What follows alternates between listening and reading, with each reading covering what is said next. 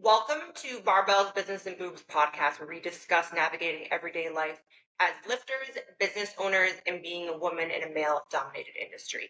Today, we are going to talk about something that affects nearly every athlete and every person at some point in their athletic career: injuries. Christy and I are no strangers to injuries, so we are going to get right into it. We're going to talk about our own injuries, the psychological impact in the mental game, how we train, and some advice. So, Christy, let's start with your list of injuries. Yeah.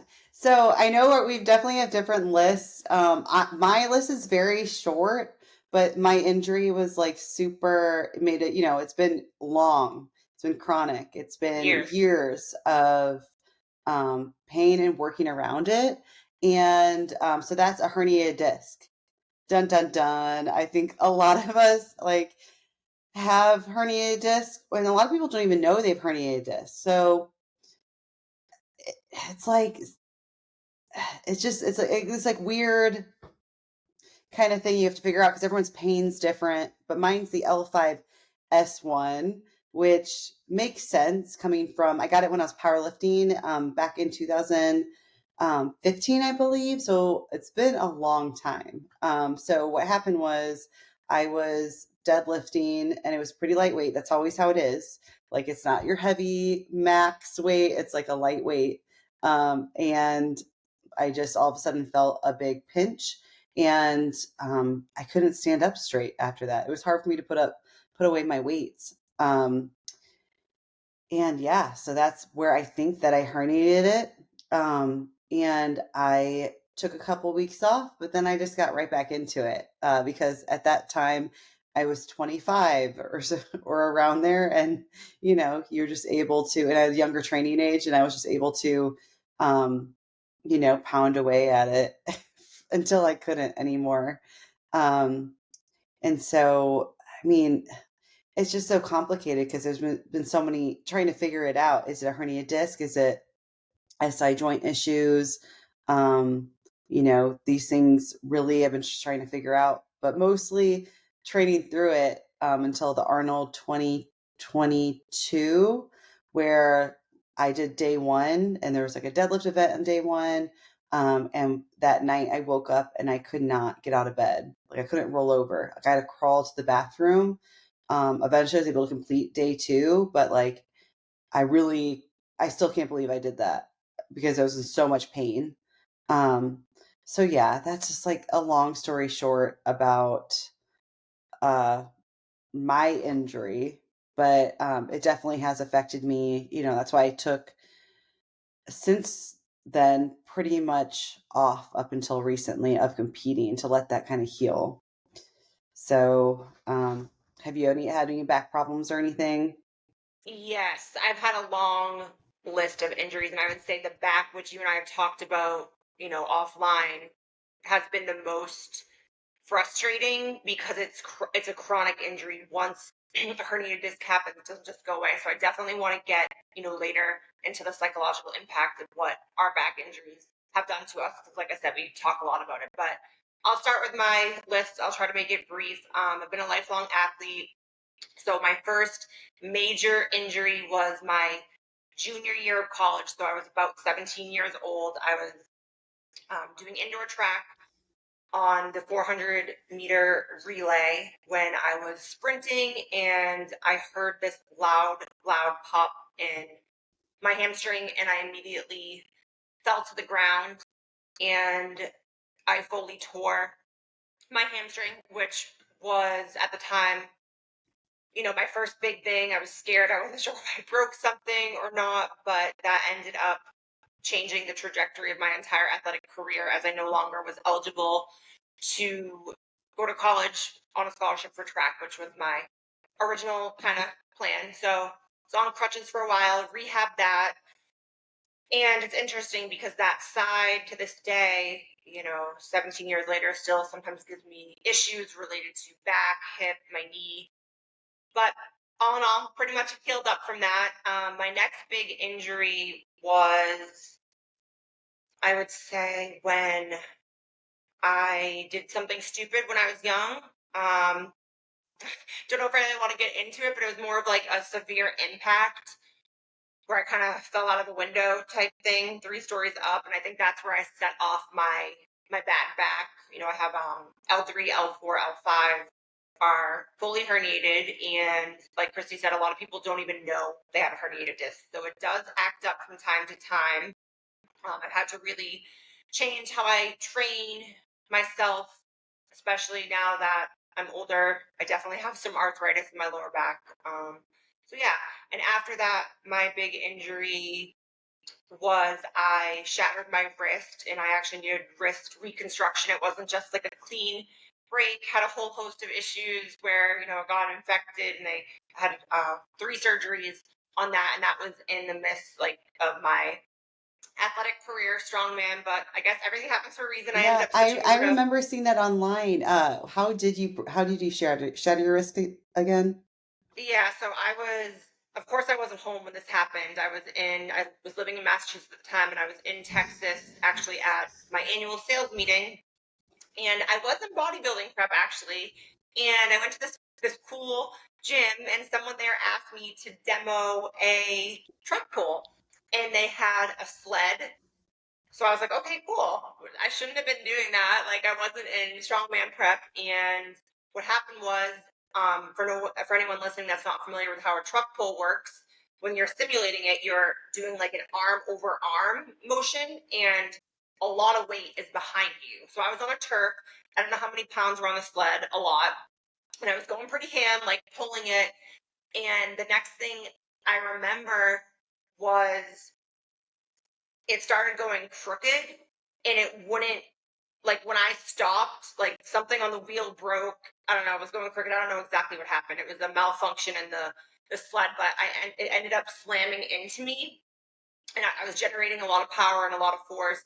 And I had to make the quick decision: do I want to fall into a machine and like break my entire face, or do I put my wrist out? So I put my wrist out, and what happened was, all the force from that, the first impact was the weight, like my own weight and force hit it.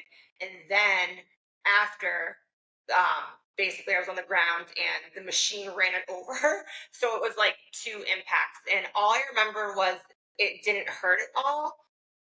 I just remember like instinctually I grabbed my wrist and I couldn't let it go. And I knew instantly like this is bad because I can't feel it. So my body was just in shock. And then I remember like I was kind of scared to look, and the people all came running over around me, and their faces, they just looked horrified. And I couldn't let it go. It wasn't that I was even scared to look at it because I wanted to, but I just felt like I needed to hold my wrist extremely tight to keep it in place, which essentially is what I was doing. So they walked me right over to the urgent care, and the urgent care, was pretty horrified.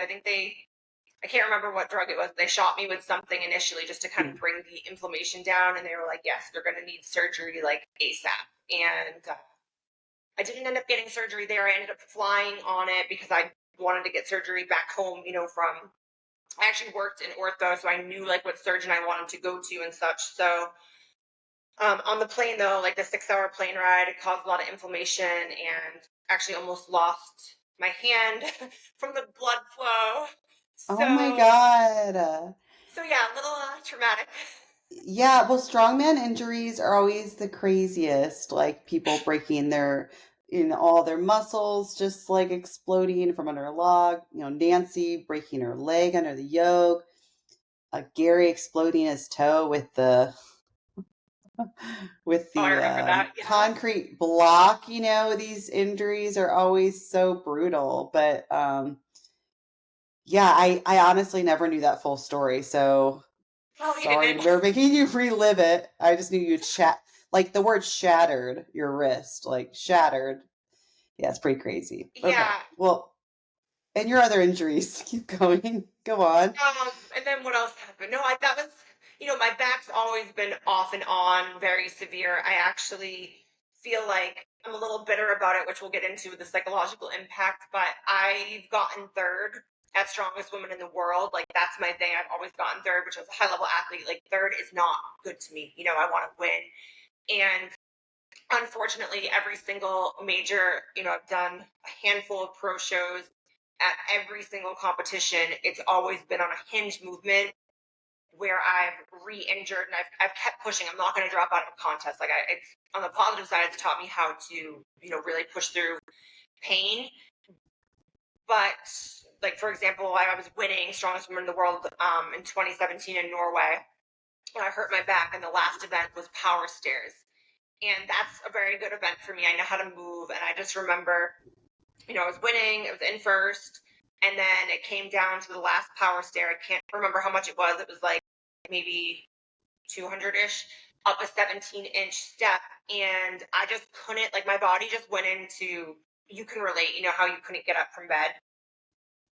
I think it's just that protective mechanism of when your body knows you're hurt, so your brain kind of like paralyzes your body. There was no way, no matter how much strength I tried to muster, that I could get that step up. Like, I don't care if there was a gun to my head or $10 million on the table, I couldn't do it. And I remember everyone at the contest, like, coming over to me, like, you still have time, keep trying. And I was just like, I can't, like, it sucks. It was pretty heartbroken Yeah. because I know that title, I deserved it. It should have been mine, but it just didn't happen. That's kind of when I decided to maybe strongman. I need to hang up that dream. The crazy thing about it is we're not used to hearing like no for an answer.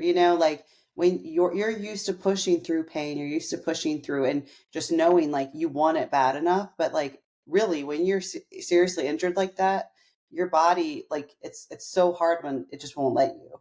And Yeah, I can like hear that like with your, you're like you can do it, you want to do it, but like when you're injured, it's like the shittiest card you can be dealt at that moment. You seriously, like, there's nothing in the world that could make you get up, even though like you want to so badly. So I get that. It's yeah. so hard. It's such a mental fuck almost because it's like, you hear stories of like mom strength when they have to lift a car to get their babies, safe or something. And it's like, I've tried to put myself in that position where I even pretend like, okay, I need to save someone's life. And it's like, I literally can't. So it's very defeating. So I think this might be a good time to transition into the psychological impact of injuries because I think, of course, they hit athletes harder. I have many friends, many clients that have undergone serious injuries, and until you've been there, you can't really comprehend the mental toll it takes on you. It's a whole different. It's just very depressing. Hmm. And I'll admit that there was one time when I hurt my back again for probably the worst time, and I was competing, so I had to go on a plane. I always have stories of injuries in planes. I feel like when you're injured, going on a plane is like the worst thing you can Yeah, do. stay away from the planes. Yeah. But I was on the plane, and when I got home, I remember, um, like getting more x-rays and all that stuff. And the doctor was telling me, like, you should really consider back surgery. And usually, like, the back flare up, the initial pain and like inability to walk would go away within like 3 or 4 days. But I remember I had to go to the hospital because I couldn't even pee. Like something with my lower back being so tight, like my pelvic area was so locked up, I couldn't pee. It was the strangest thing. And I just remember sitting there like, if this is my quality of life, like I might as well like kill myself because I don't see the point in living life if I can't walk and do normal things. So that was when, not to be all dark, but I just wanted to be open and honest for how they, especially at first, can impact you and your mental state. Yeah, I mean, with injuries, especially with back injuries that, okay, so with your hamstring was torn, you got it, you were able to repair it, and maybe it's not going to be ever fully normal or to the best, maybe, but you probably forget about it a lot of the times. Like it doesn't impact you from day to day. With something like chronic, like especially with the way back pain works, you're going to experience that like rolling over in bed. Like for me, that triggers my pain, rolling over in bed. And how many times do you have to do that? Like, I and then when know. you have to get up in the morning, I know you've said before you have like a whole warm up routine to like, when you're flared up to get out of bed and stuff like that. So it's a constant reminder that you are injured. Being in pain is not fun at all, especially with, like, we can withstand pain. We're strong people, but it wasn't always.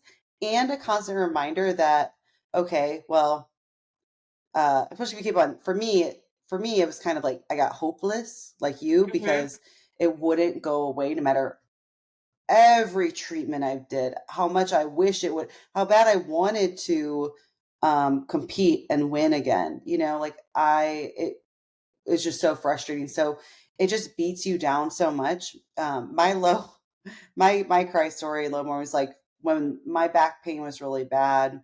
This was after the Arnold. I was like trying to get back, just like my shower thoughts were like Sugar thoughts. thinking about how good it would feel to PR. Like if I ever could just hit a PR again, and I could like tear up about that because I really didn't think I'd ever hit a PR ever again in anything, because it was just with my pain, like and it's crazy that I competed for years like this, like maybe since to like the end of 2019 until recently. I'd go up to a deadlift bar and I'd go to try to pull it. My left side would not work at all. My left leg would not work. So I was pulling everything with my right side. Because I would will it up. How you just like get through it. Like, well, the contest weighs 425 from a deficit. You have to like lift it up. So, which didn't make anything better. I mean, my everything was just so excited. All of my nerves, everything just like neurologically ended up just shutting down on that side. And I really was like, man, I must have like something neural going on, something like really bad. But honestly, it was just because I was just like banging myself up even when I was injured. So I finally got like that bit of hope when I started feeling better after I took time off. So there was a bit of hope, but for a long time, especially since our identities are wrapped in this, our businesses are wrapped in this, I was so scared, like none of my clients would take me seriously anymore because I'm weak now, or because they look at me differently because I'm injured. And so maybe I don't know what I'm doing. I'd have all these thoughts, and you also see people who maybe were newer than you or not as strong as you start to succeed, which is great.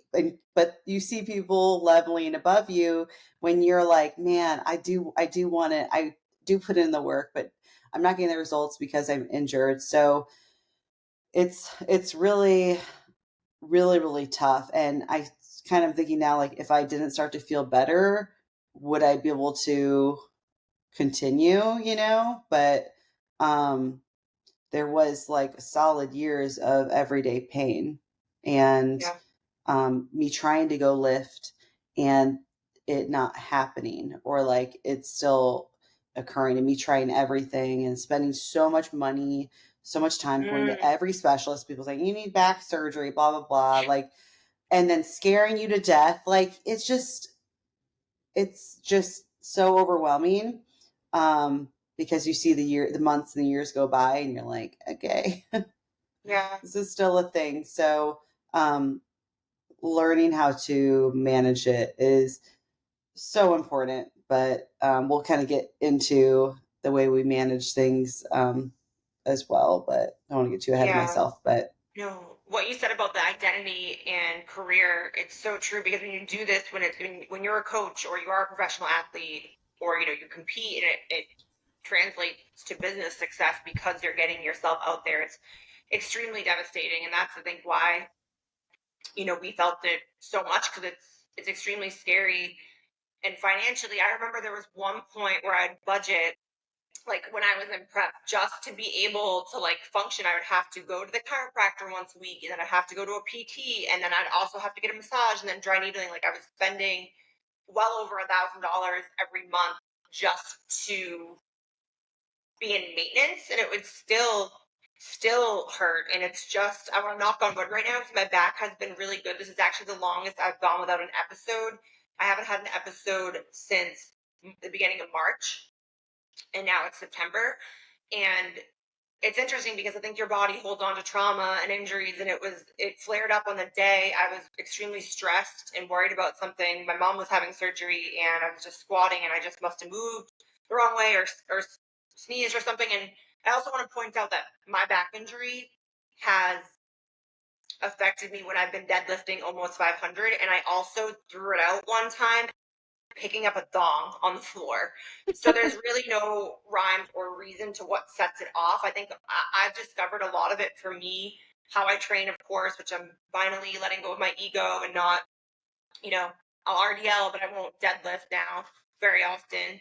And for me, a lot of it is hormones too. I notice right before my period, like I won't lift as heavy or do anything as crazy and significantly lower my volume because that's when my back would typically flare up. And now I can control that because I'm not competing. But when I was competing, obviously, like I might have my period and have to compete. So it's interesting to how I do things differently now. Now you compete and you're in the process of still building your deadlift back up, which is so exciting.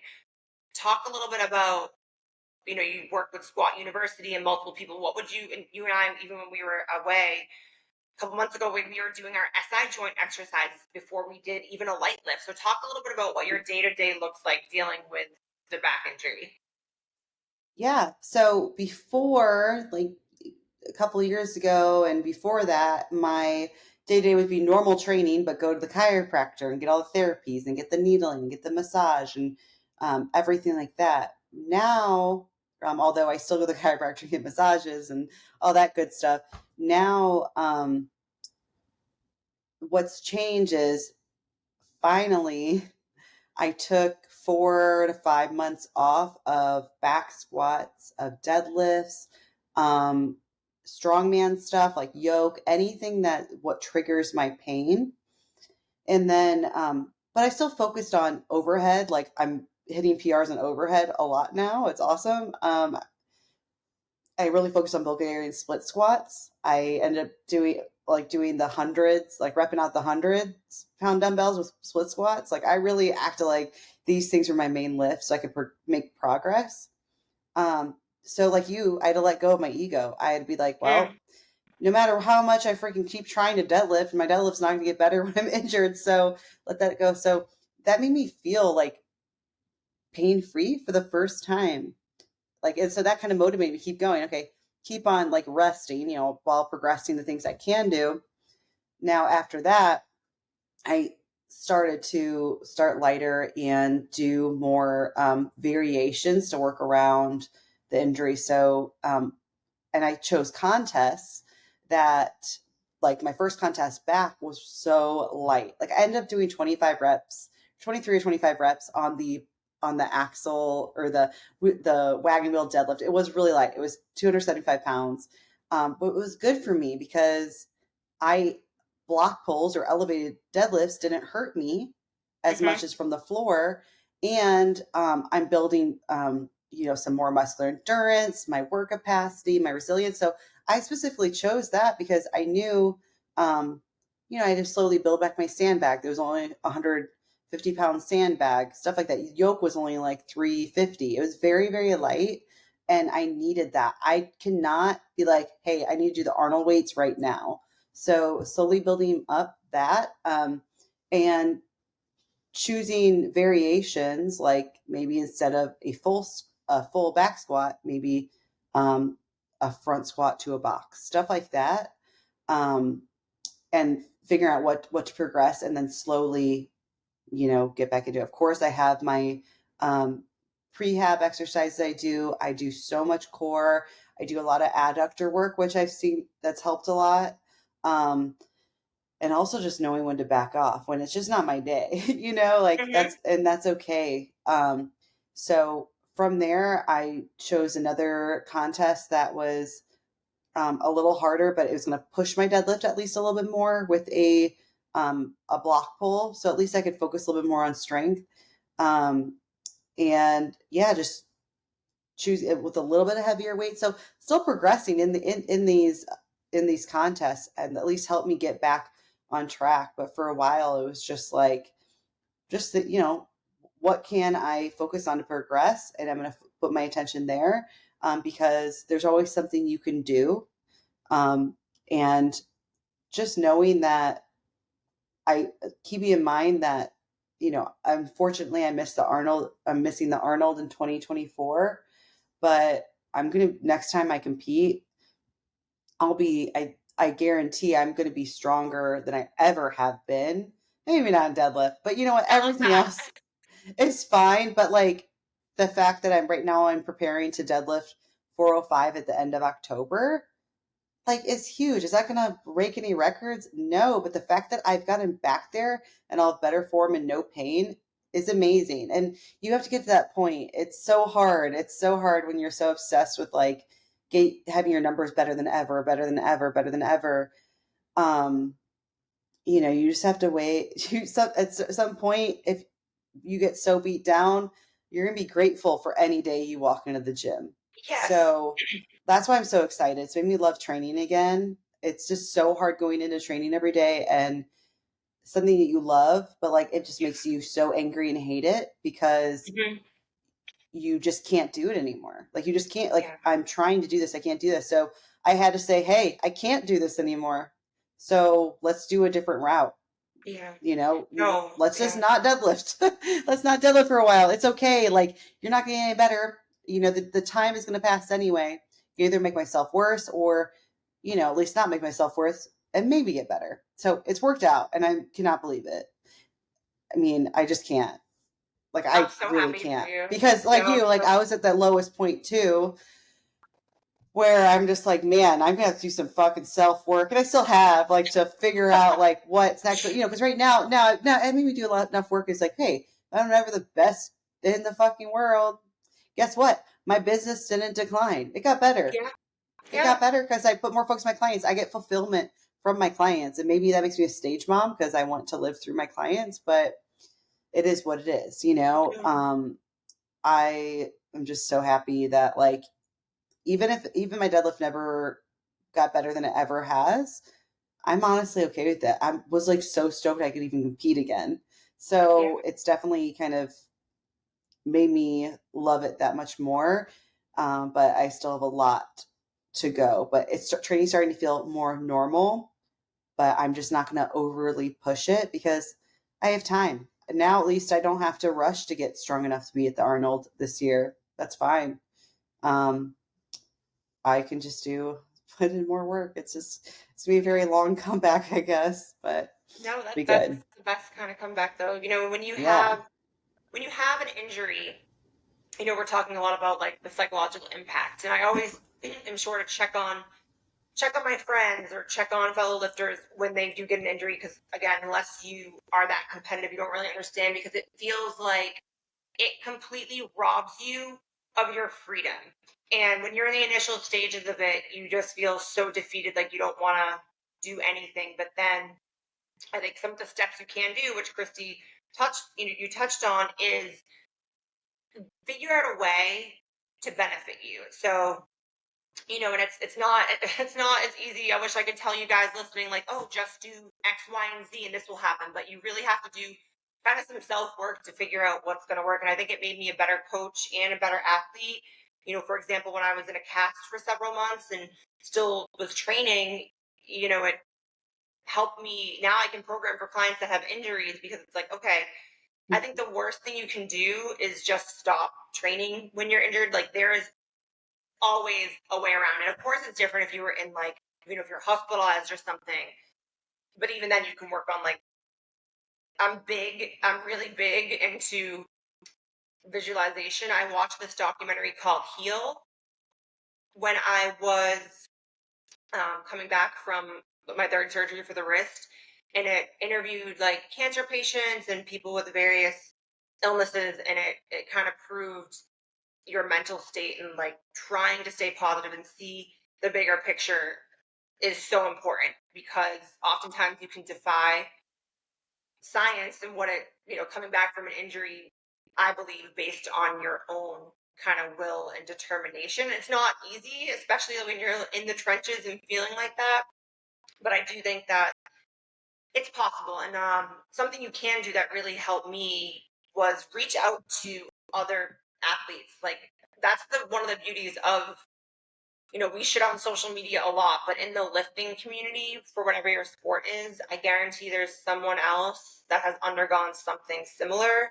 So reaching out, seeing what they did, and just talking about it's helpful, because you're going to sit there and wallow in that self-pity, and you can really, really go down the rabbit hole of not a good place if you continue to stay there. So I think, is that what you kind of, I mean, I know we talk Yeah, with I that. was about to suggest that. I was about to suggest because I just remembered like um it was earlier this year, me listening to a lot of podcasts, YouTube, Brian Carroll and Chad Wesley Smith, them talking about their injuries and their comeback. And Brian Carroll talks about with his back to injury, he does a lot of stuff with Dr. Stuart McGill, and he talked a lot about his injury and about how when he did take some time off and came back stronger, but then it was a little bit too soon and he hurt himself. Mm-hmm. And even though he took a whole year off, so then he took more time off, but he still came back. So it's like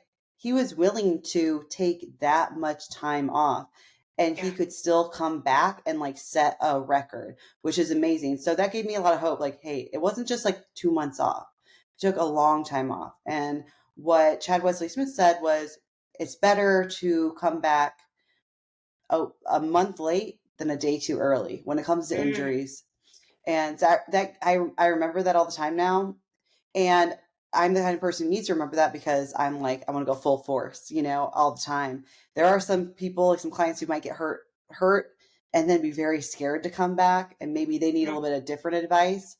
But like you said, you should definitely talk to more people and don't, it's hard to say don't get defeated because I know we've felt defeated before, but you're going to have to divorce your idea from what you think strong is, because I thought strong was how much I could deadlift or log press, and then I couldn't. I Yeah. couldn't do it. Yeah. And that killed me. And so putting my focus on what I could do and what I need to work on, I don't need to fit into a sport.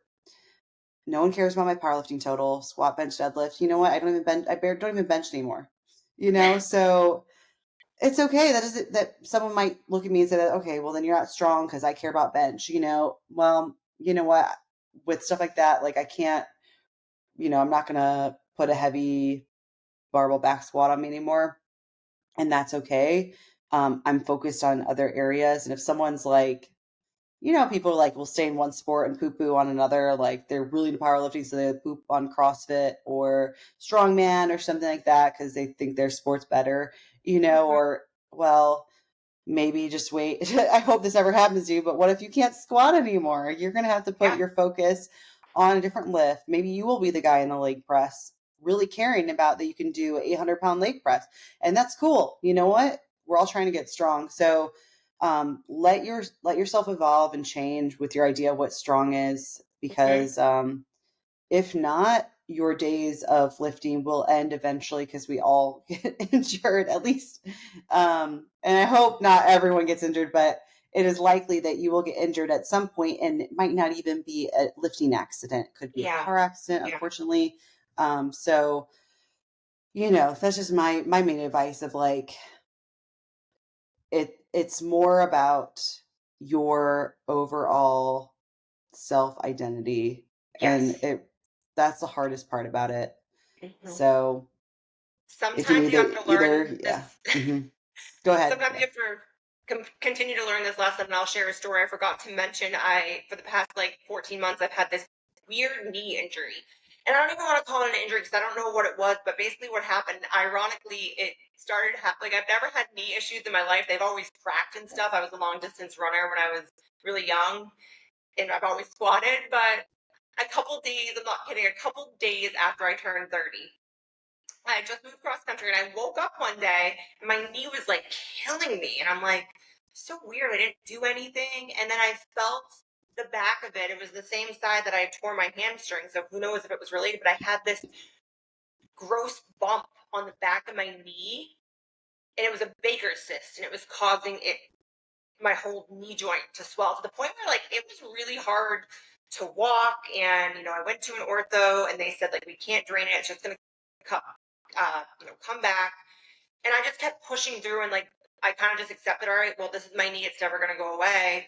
And I was dealing with that for 14 months. And then a friend of mine had the same thing, and he said, just go get a cortisone shot. And I was hesitant because, we all hear what cortisone shots can do. They're not good long term, destroy the cartilage. But I was like, I was pretty desperate, and I had gone to another knee specialist, which I want everyone listening to be an advocate for your own health. Go to multiple surgeons, multiple doctors, get multiple opinions, talk to people, because it is up to you, especially if you're an athlete. That's your responsibility to get the help you need, because some doctors, the first doctor I went to said nothing was wrong. The second one I went to, the second ortho, told me you need knee replacement ASAP. And I was like, what? And then finally I went to one who told me that was completely irresponsible of the doctor to tell me that. It just looks like I've been an athlete. I don't have that much cartilage loss. And the cortisone shot has been a miracle. It actually made the Baker's cyst go away. And the reason I want to share I that didn't even story, know that.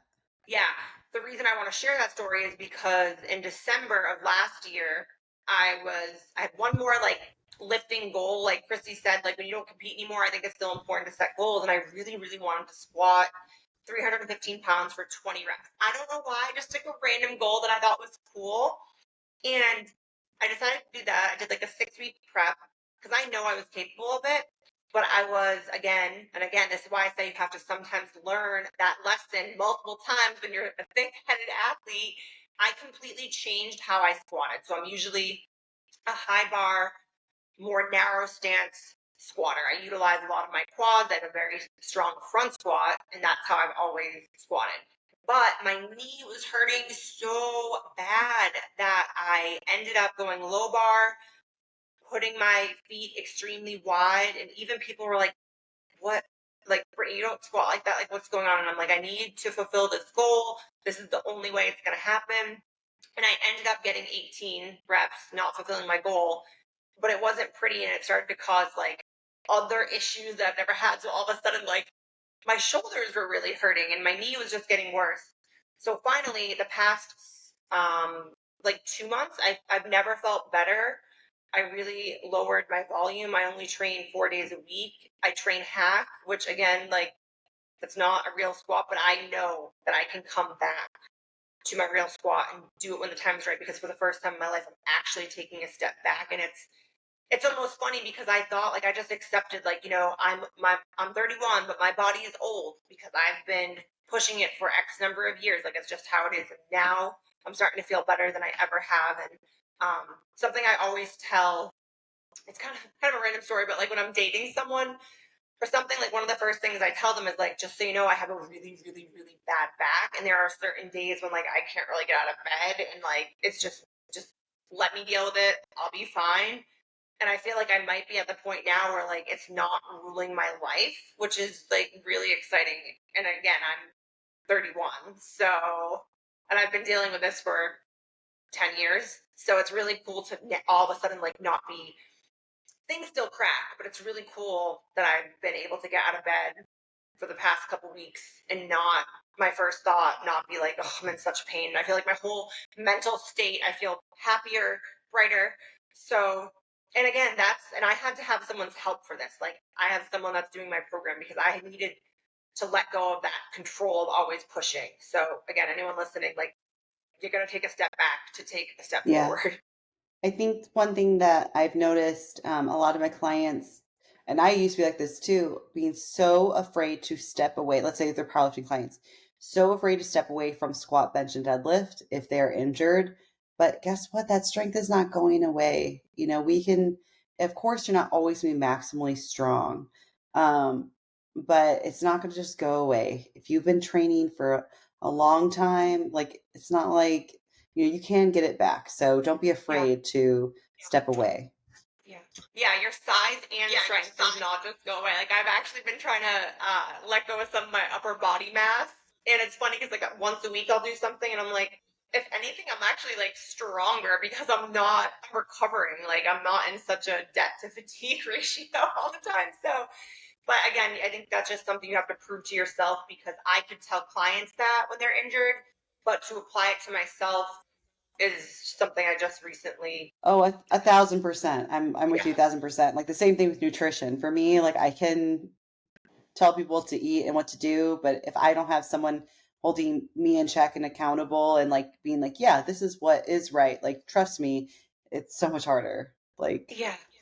So, do you have any? All right. So we kind of went through, wallow in your self pity for a little while, start researching, talk to people about it, reach out. Is there anything else that you did that you felt like helped you? um, not really. I think we kind of mostly touched on it. I would say, overall, looking at your program to see how much volume you're doing, how much actual fatigue you're creating, how much recovery you're doing, because that is when you overdo it, that's when the injuries come. And a lot of times too, it's like I was training like I was when I was in my 20s. Now I'm not able to recover as much as I was able to. And so just keeping myself in check, and that more is not always better. I have clients who are like, no, I want a 6 day of training. And it's like, and what, just put random stuff in it to make you more tired? Like that's not really going to do much, like you're already aching and stuff like that. So um it's not really so much of what you can do, it's what you can pull back on. And I think you just touched on that too, like you've pulled back on a lot recently. You're still working really hard, but not like overdoing it. Not like you're not going to get bonus points. There's only so Mm, much you can do and so fast you can get strong. yeah. Yeah, eliminating that junk volume. And I know, and I'm sure I speak for a lot of people where, the saying less is more is true. And even though I knew that, it was hard for me because I get like this mental, like it feels good. It's almost like something I crave, like to train that hard and go balls to the wall. But what I've noticed is after those training sessions that I was doing for years and years and years, I kind of blame it. I come from like an endurance background when I was a Division 1 rower. Like we were trained like the military, like, go harder. It's all about mental toughness, go harder. So I always took that into my training, like unless I basically wanted to leave the gym like in pain and dying like dying. And I noticed that I would actually have anxiety after training sessions because of how hard I went, and it was really hard for me to sleep and settle down, so I barely was recovering. It was just like this endless cycle, and I feel like for the first time in my life I almost am like recovering. I think that's why my body isn't hurting and my mental state is so good. But so again, just remember, like, less really is more, but until you can apply that, you're not going to see the benefits. Exactly. So, yeah, take it from us. We're not someone who's just saying no pain, no gain. Like, too much is going to cause pain. So, uh, be aware of your recovery and what your body's doing and what your training was like when you're getting injured. Not just your training, but also your recovery, the cumulative stress of your life. Mm, Um, you know, yes. if, I mean, I've gone through really bad breakups before while I'm going through prep, really using that anger to lift through something. And it's like that, looking back, I'm like, that was just such a disaster waiting to happen. I was so stressed and putting a ton of training stress on my body and putting so much stress on myself. So just be careful. It's not about how much you can punish yourself. Think like, so instead of thinking that you're like some kind of gym warrior, think a little more like an athlete and take care of yourself. We want to do this for the long haul. We can't get strong in a month. So if you want to stay in long haul, you're going to have to be a little bit smarter and just more aware. It's a learning experience. I had to learn it as well, like learn how your body responds to certain things. And then also, if you do get injured, how to work around it. I want to touch on what you just said about going through breakups and training hard and stress. So, your body, I am saying this because I feel like a broken record. This is one thing I always tell clients. Your body does not know the difference of stress, whether that's from volume in the gym that is way too much from you, a death, a divorce or heartbreak, or just everyday like financial stress. Your body doesn't know the difference. And a lot of people, like what you just said, will use training, and I did the same thing, as a way to kind of deal with those things, which I am all for. I think training is very important as a form of therapy. But you just have to keep that in mind. Like maybe, you know, today isn't the day to go to 100%. It just, you got to play it by ear. And I feel like injuries, especially a back injury, unlike something like, if you have I don't know, what's a common injury? Give me one. Torn bicep. Mm-hmm. I feel like in strongman, there's so many torn biceps, and you talk to everyone, and generally speaking, it's the same type of recovery, the same length of time. But something like a back injury, it's almost a temperamental injury. Like, because you had said earlier, like, some days you just can't go as ham as you want to go. Mm-hmm. So just keeping that in mind. And again, that's when you said, think like an athlete, not a gym warrior. I think that's a great quote, because there's a difference between being a smart athlete and just someone that can push it all the time. Yeah. Fine And line. if you see like a post that's like, there's so many things out there like, oh, only one meal, 2 hours of sleep, no water, forgot my belt at home. I still was able to pull this. I'm like, cool. Well, you could have been able to pull more if you freaking, like just because other people are saying stuff like that, like they're able to get away with it. That just means they're not reaching their own potential, even though what they're doing is probably very impressive.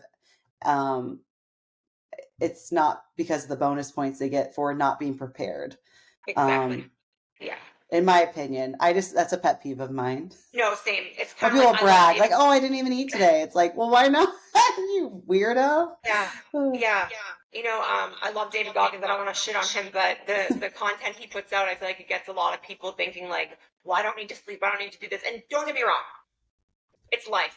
If you have a goal and you're trying to pursue it, yes, there's going to be training sessions where you don't sleep, you have shit going on, you still got to get it in.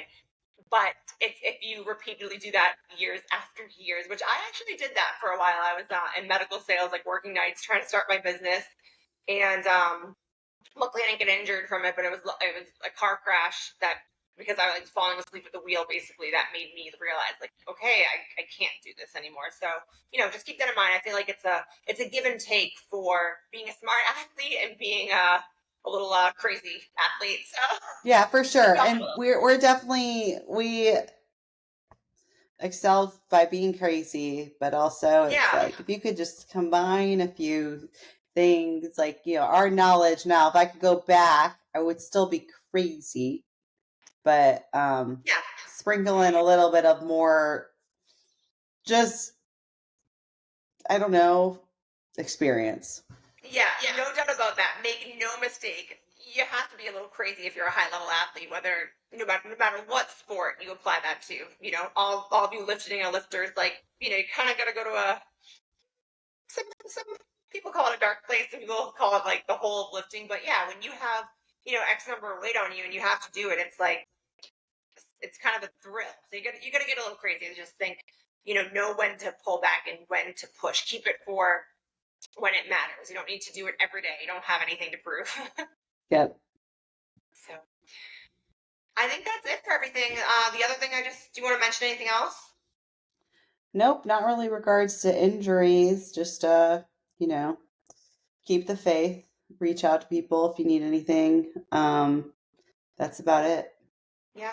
Feel free, Christina, if you need to reach out and talk about anything. I know that I've always opened my DMs to other people suffering injuries. Reach out. It doesn't hurt to talk to people, and Christina and I are open. Feel free to leave a comment. And I would love it if you could send this episode to someone that may be dealing with an ongoing injury, or tag us. That would mean a lot. So yeah, and one last thing I'd like to add is, I know we're both taking on one-on-one clients. You're taking one-on-one clients, right? Yes, I am. Yes, I am as well. And a lot of people say they want to wait until they're after their injury heals, like totally to get coaching and stuff like that. But if you are, out of the like super injured part, and want to start kind of devising a plan to get back into it, that's what good coaches will be able to help you do, which both of us will be able to help you work around and learn your injury, learn what triggers your pain, how to program you. I know from experience from clients I've had that are injured, we're not physical therapists or anything. It's just how to be smart to get you on the right track so you can be able to be lifting again. which it's way more helpful for having someone else do it, like we talked about earlier, Mm-hmm. than you guessing and then letting your ego get to you and maybe running in a little bit too fast. Yes, Christy, thank you so much for mentioning that. That's actually one of my favorite part about coaching is helping someone through that because it, it can completely change their mental state. Like I find little goals that they can still work on, and that just makes such a big difference in Mhm. their life and mine too, because I know how valuable that is. So definitely reach out to us. There's no better time to start than now. So thank you. Bye. Bye.